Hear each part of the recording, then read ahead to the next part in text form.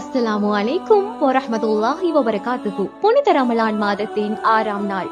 இறைவன் மனிதர்களுக்கு வழங்கிய 4 பெரும் வேதங்களில் ஒன்றான தௌராத் வேதம் இது ரமலான் மாதத்தின் 6ஆம் நாளில் தான் அருளப்பட்டது என்று சொல்லப்படுகிறது.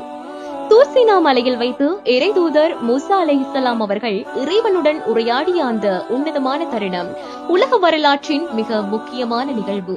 அநீதிக்கு எதிராக நின்ற மூசா அலைஹிஸ்ஸலாம் அவர்களுக்கு நீதியையும் சட்டங்களையும் போதிக்கும் வேதமாக தௌராத் வழங்கப்பட்டது.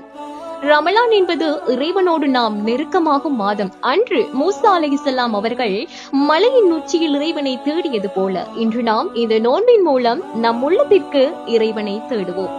இறைவனின் வார்த்தைகளே நமக்கு மிக பெரிய பலம். அந்த வேதங்களின் வழியில் நம் வாழ்வை அமைத்துக் கொண்டு இறைவன் எம்மோடு இருக்கிறான் என்ற நம்பிக்கையில் தினம் எம் வாழ்க்கையை நகர்த்துவோமாக.